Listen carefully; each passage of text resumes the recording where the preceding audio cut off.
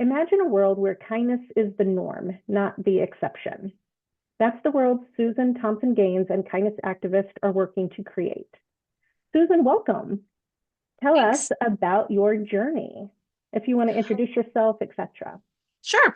My name is Susan Thompson-Gaines, and I live in South Arlington, Virginia, right outside of Washington, D.C. And I realize now it's been a decade that I've been doing this work. It just is so ingrained in me that I don't think about it anymore. But a decade ago, I was at a point in my life where I was sad. Everything just seemed really bleak and dark. I was going through a lot of health problems with my family, and it just was not a good time in my life. And I had this idea one day, what would happen if I looked for kindness? Because basically, I was just looking for anything that might make me feel a little bit better.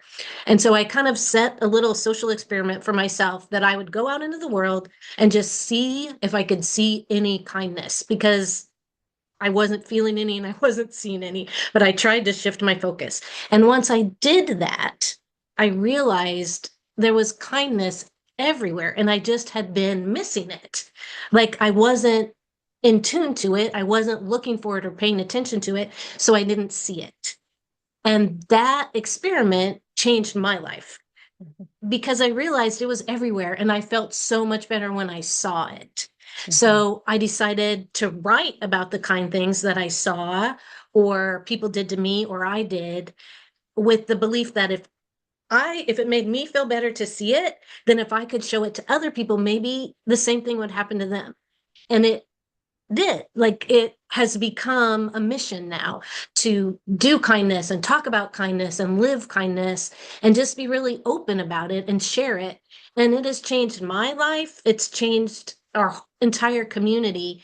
And now we run a nonprofit called Kindness Activist, where that's our mission is to go out and spread kindness and to talk about it so that other people can be inspired to be kind too. That's great. I'm really excited to talk about this because I know you and I have known each other for several years, and the entire time I've known you, you've always been talking about kindness. So I'm really excited to learn more about, just everything about kindness activist and just everything you do.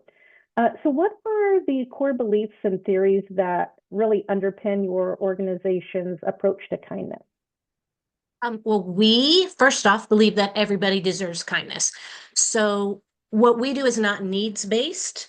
There are many organizations that are needs based. So, if you need clothing, there are places you can go to get it. If you need food, there are food banks you can go to get it. We do some need based programs. We run a food pantry, but in general, we believe that everybody deserves kindness. So, we try to spread it everywhere. Like if we're at the grocery store and somebody behind us is buying groceries, they've loaded their groceries on the little conveyor belt. They have enough money to buy them or they wouldn't have put them in their cart, but we'll stay until theirs are done and then pay for their groceries.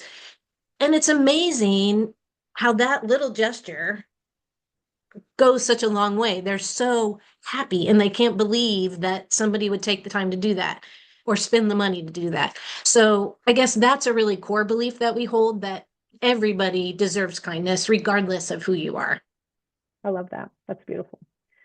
Can you share a specific story or example that illustrates how kindness has helped to build a sense of community within your organization? Um, we, everybody's a volunteer.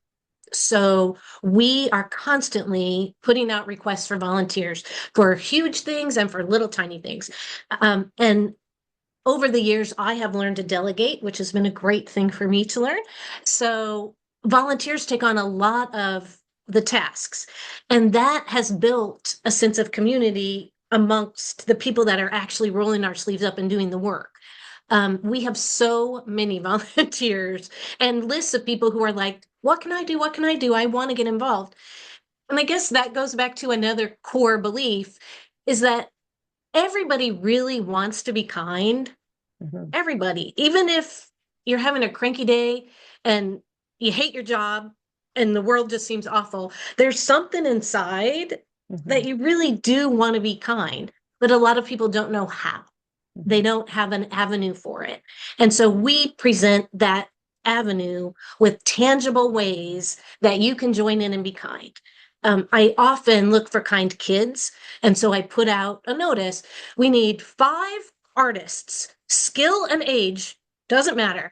We need 5 posters made, and I'll get the poster board and put it, and then kids will come and pick it up and come back with the posters. And some will be spelled wrong, and some of the artwork you're not sure what it was supposed to be, Mhm. but they got to be involved and they were kind, and Mhm. they feel on top of the world because they helped. And everybody from kids to adults, we all want to be kind and we all want to be helpful. So we work on putting out tangible things to bring people in, sometimes when we don't even really need the help, but we know Mhm. that people want to help. So if Mhm. you can offer them something, then they join in. And we've built a huge community here. That's great. That's great. I wish I lived closer to I Sylvan wish you did Apartment because too. It would be fun. I I mean, know. I mentioned we run a food pantry. It's we call it the Little Yellow Free Pantry, and it's free food for whoever needs it. It's open 24 hours a day, 7 days a week. But I can't run it by myself. Mhm. Sometimes I travel for work. Sometimes I go on vacation, and we're coming up on, I think it's the 4th birthday next month of the pantry. And Mhm. so people depend on it. They Mhm. know where it is. They come when they need food, and they expect that there'll be something in there that they can take home to nourish their families. So when I leave, I can't leave it empty. So one core group of volunteers, we call them the pantry crew, they have access to our house. And Mhm. these are some people, I mean, some I have always been good friends with since we started. Some I knew, and we were friends, but to give someone access to your house. So they have access to come in when we're out of town. They come in, get the food from shelves we have downstairs, and fill up the pantry a couple times a day. So Mm. it's become, yeah, really a deep community, really well knit. Yeah. Yeah. That sounds like it. Um, you had mentioned when you and I were talking before this episode was being taped, you had mentioned that you felt like there was a decline in the sense of community in areas like the workplace, especially with like work from home, faith-based groups. What do you see as root causes of the decline, and then what role can kindness play in reversing that? Well, you mentioned working from home. I think that is a big one. I've worked from home for years. I know you've worked from home for a long time, but the majority of Americans didn't before COVID. And then all of a sudden, we only had one another on Zoom screens. So that's different. I mean, even if you see your coworker 3 hours a day on a Zoom screen, you don't sit at the lunch table with them and talk about your real life, and you don't go out to dinner with them. So I think that's a big change. And then less and less Americans are getting involved in formal faith-based groups these days. So Mhm. that's less of an opportunity. And I think as a society, we are moving more as well Mhm. from location to location. So you don't have time to put down roots and build a Mhm. network of people that you can rely on and trust and that you can call community. Yeah. Yeah. Yeah. So how do you think that how do you think about like trying to build that community by using kindness as far as like work from home or anything? How do we do that when a lot of people are working remote or relocating for jobs, or even some people are, I forget what the term is, where they're like mega commuting, and they're spending hours on the train and all of that. It just seems like that contributes more to a lack of community. It really does. Um, one like immediately when you say you spend hours on a train commuting, I'm like, then build your community on that train.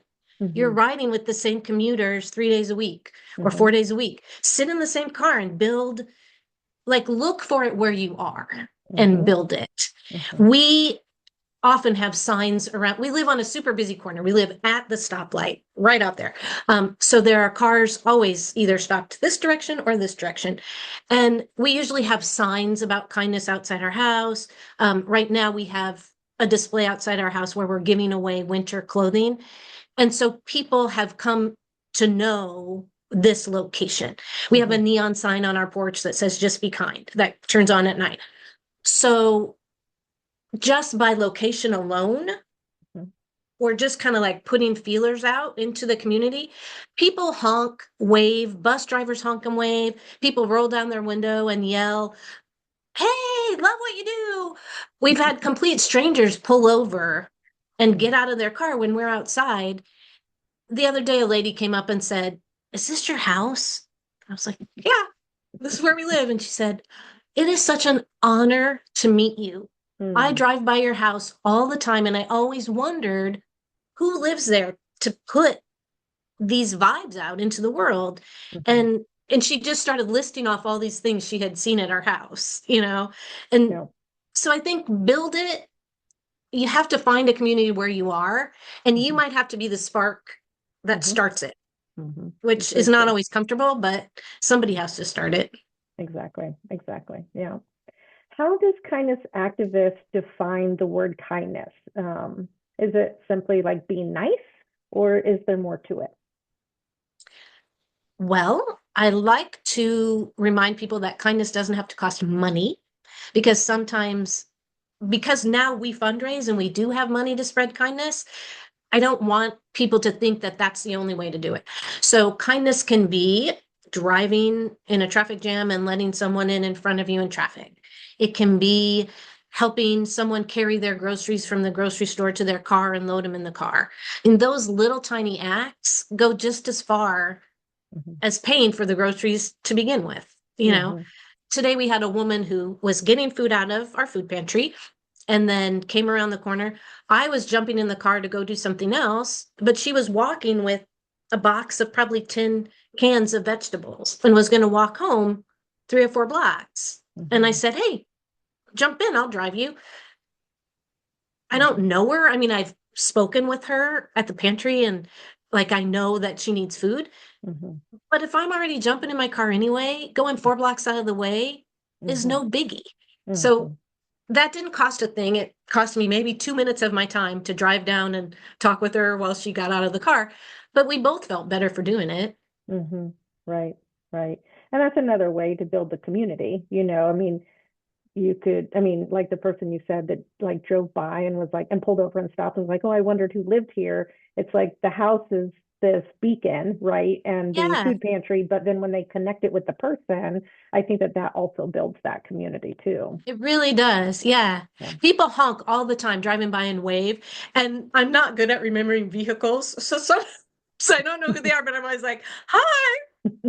Yeah.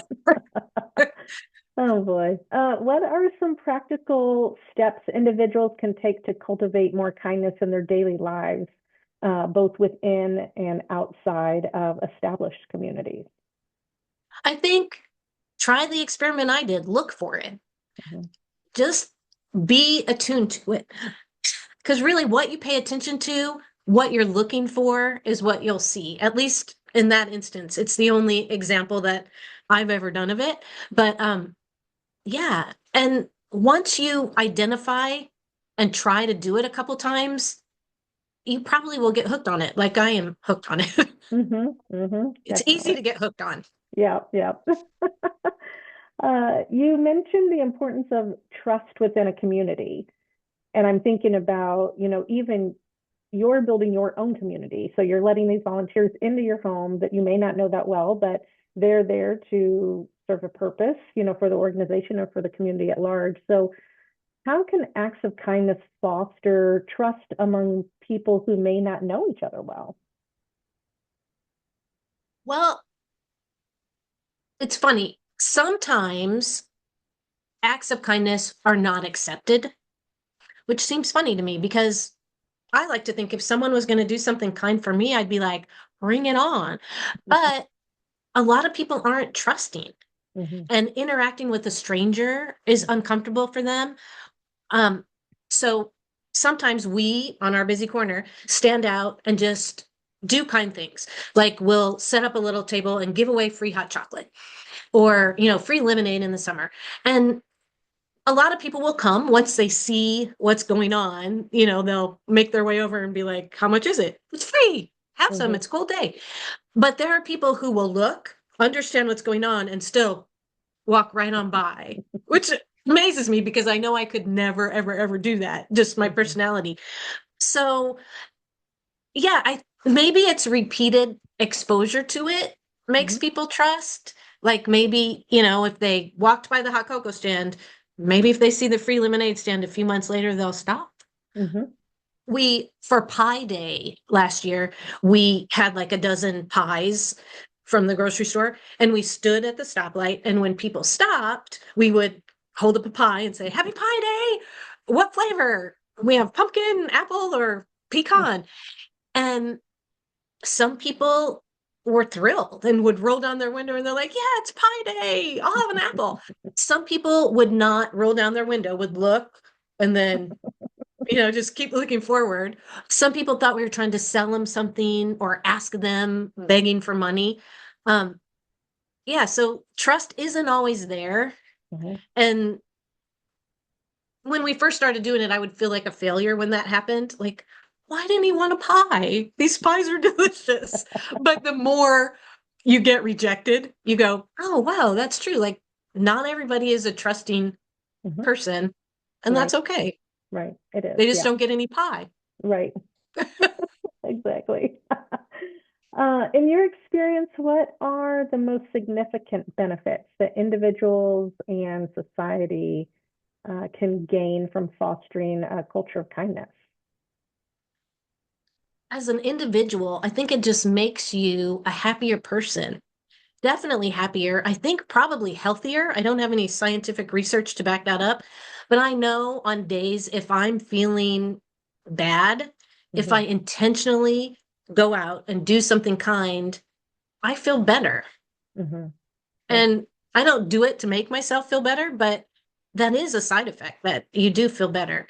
And I think for society at large, people are just craving one, good news, and two, kindness. And it's been like that for years. Hmm. Um, like this little tiny thing that I do has gotten so much attention. And all I'm doing is spreading kindness. But like we've had 3 articles published in the Washington Post about us. We had Voices of America in Russia did a piece on us in Russian. It was very fun to watch. Um, I was in People magazine as a kindness expert.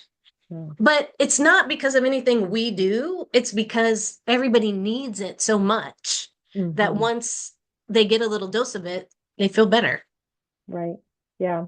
And I think, like you said, a lot of people like inherently want to be kind, but they may not know what to do.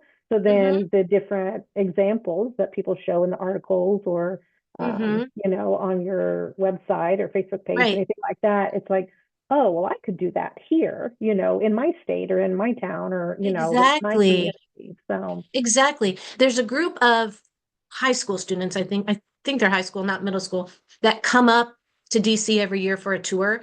And I speak to Girl Scout troops and high school and elementary kids and chambers of commerce, those kind of things about this topic.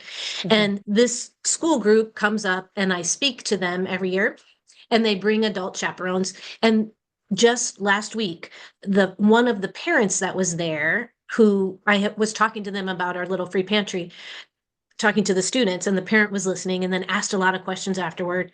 And now he opened a little free pantry in Orlando this week, nice. and it's been a few months, but just hearing about it Hmm. and knowing how much food insecurity there is in every community, Hmm. when he heard how we did it from the ground up and how it was possible, they opened one. So I'm so proud of them for doing that and so happy that that little idea was contagious.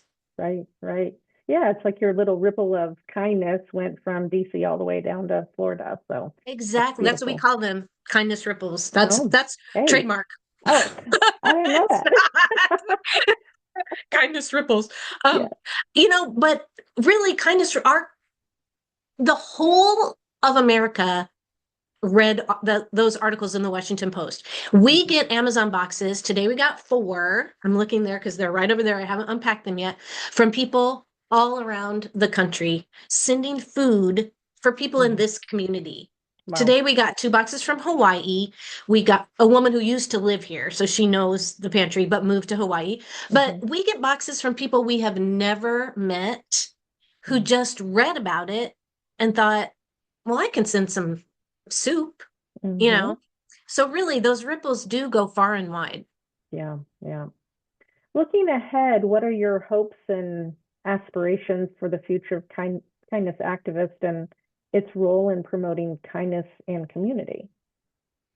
Well, we just got 501(c)(3) status in 2024. That was Yay. big. Yeah, we Hmm. had wanted to do it for years, but it just seemed like such a big hurdle. But we finally filled out all the paperwork and got approved very, very fast. So if we can learn more about that arena, like how to write grants, how to get recurring donors, then we'll have more coming in so we can put more out. So I'm hoping that can make us grow a little bit fiscally so that Hmm. we can do more. And then another thing I really hope for the organization is to set up a board of kind kids Mm. because I just think it's so important and kids get it. Hmm. Whereas sometimes adults, it takes repeated exposure and explanation for them to really, for it to make sense in their brain. But kids, like, you have one conversation with them and they're asking, what can I do? How can I help? And they will come over and help, you know? Hmm.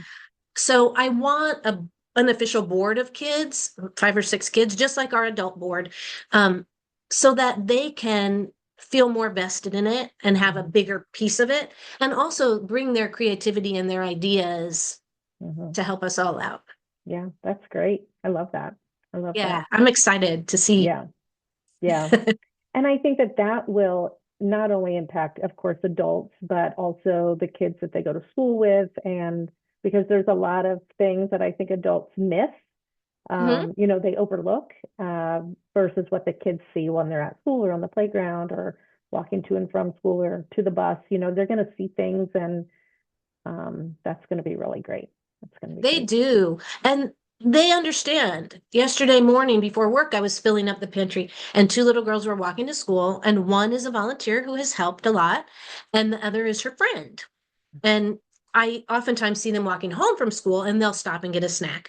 But I was out filling the pantry up, and someone had just gotten food, and this person doesn't have housing, is living on the streets, and they were able to see that interaction. Mm-hmm. And then I came back and was talking to them, and they were like, what did that person get?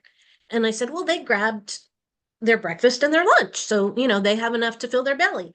And the little girl who hasn't been a volunteer said, what about their dinner? Mm. Like, got it, Mm-hmm. without having to say they don't have a house, they don't have a bed like you, so they came here to get some food. Like, she was Mm-hmm. wanting to be kind to that person, run after them with more soup or something. Like, it's Right. okay, they'll be back. Right. They'll come tomorrow or the next day, but I think they got enough today. They'll probably have enough for dinner. Mm-hmm. Yeah, so Mm-hmm. it does spread quickly. Yeah. Yeah. Kids are cool. They are cool. What is one key message or takeaway that you hope listeners will gain from this conversation about kindness? I hope that people realize that it's not hard to be kind, and that it's actually fun to be kind, and that it'll make you feel better, and it'll make other people feel better, and it'll just make at least your little corner of the world a better place. Mm-hmm. Yeah. Well, Susan, you have so much passion and it's contagious. Really, thank you for sharing your heart with us today. And to the listeners, I hope that you're inspired as much as I am. Please visit the show notes to learn more and to get involved. And let's all do our part to make the world a kinder place. I'll see you next week.